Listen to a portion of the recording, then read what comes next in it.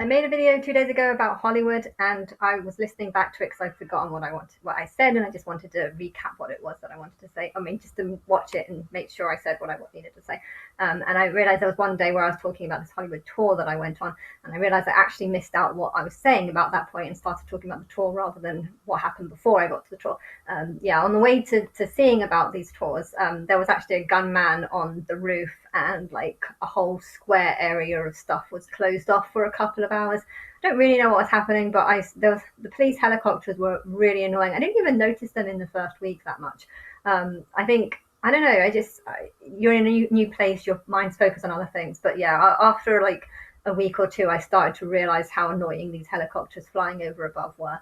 If there's a helicopter around me and in England, you assume that there's some sort of car chase going on or some sort of criminal activity, and so to be in America and constantly hear helicopters, it just made me think there was something going on. And it was weird because I told one of the guys outside, there was these two guys, people standing out the hotel because there was this helicopter over our hotel for about an hour, and I went to go and find out like why it was there. And I was like, oh, is it someone famous? I was like, no, it's probably a criminal. Almost like what I was saying, the fact that the helicopters are there because of someone famous is actually a joke, because of course it's to do with a criminal. And I went to go find out, and it was actually a gunman on top of an active gunman, or potentially someone who could shoot out. And yeah, I had to do this big long sort of loop round to avoid that gunman person. But yeah, I was supposed to be talking about that on the video, but I think I missed it out. But yeah, so yeah, that was my experience of LA, which was that it started off being great. Oh, actually, it didn't start off being great. There was this fight in the car, which I didn't actually talk about in the video because I was kind of just saying to myself, I'm just going to ignore that and just focus on the more positive things, which is that someone gave me a food pack, even though people who give food packs here are usually doing it because they're homeless. But anyway, but yeah, as the weeks went on, it became worse and worse. And I did like the hostel mostly because of the free burgers and the free drinks.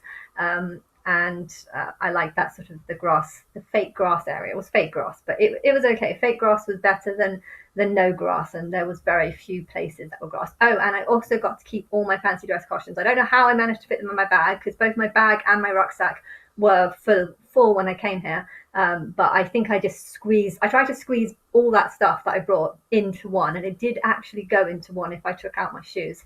And then I managed to fit all the fancy dress costumes in the bag. I had to throw away the packaging though, so I've lost that. But yeah, I'm glad that I've managed to still keep the fancy dress costumes. Not that I ever plan on wearing them, but it's nice that I can if I want to.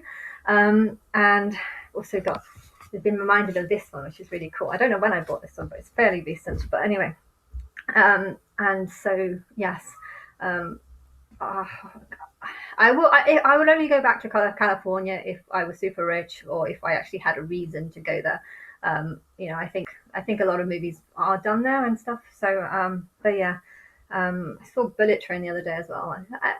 Storyline wasn't that great, but yeah, I'm still seeing lots and lots of stuff. And I don't know. I sent out a letter to lots of people, or just 100 random homes, and I have that letter made it clear that I've been having people ignore me for 9 years, and that I've known about this, and I want to know who's doing it, and I want it to end. And it was kind of a cry for help, and the only response I got was something that just insulted me because.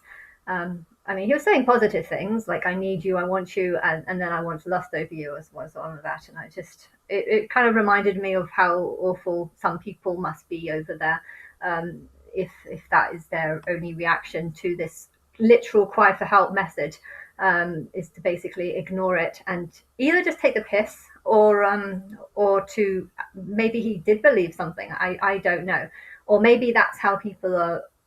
It makes me feel maybe that's how people are ignoring me, that someone's been saying that there's a goddess here but she's not the real goddess, hence you can make fun of her as much as you want because she's not the real goddess. I mean, maybe that's what people are saying. It's giving me thoughts as to what, because I want to know why it is that 10 years ago or in 2013, why so many people were happy to write songs that clearly just insult me. A lot of them just insult me.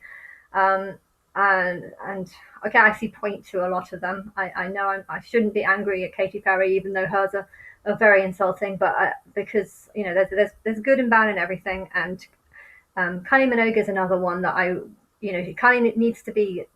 She needs to be as strong as Nicki Minaj right now, and I know she's stopped making songs, and so I wouldn't discourage her from making songs because the spirit is a very very powerful thing. It's not, I can't fully understand what's the difference between stuff that she does and what's the stuff that sort of more higher consciousness. I think if like say I do believe that Madonna was Marilyn Monroe in her past life, and I feel like there's a time loop because she died when Madonna was four and stuff. But yeah, I feel like that's something that God would do, like specifically take a soul or the number, the soul reg code, whatever, and then put it into another body. Like that's something that God would do because it's specifically like a mind has done that, something that's conscious and thinking.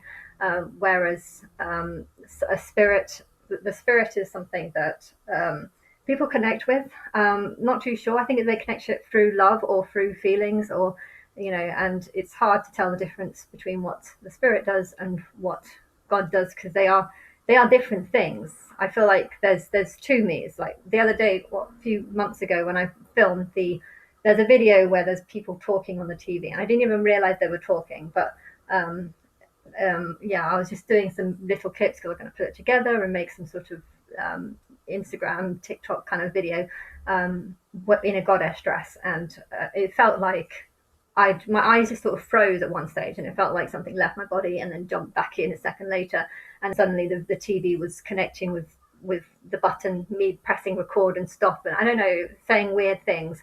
But yeah, I feel like something like that is more like something, a God inside me that's like jumping out and doing things against my will or without me really knowing what's going on.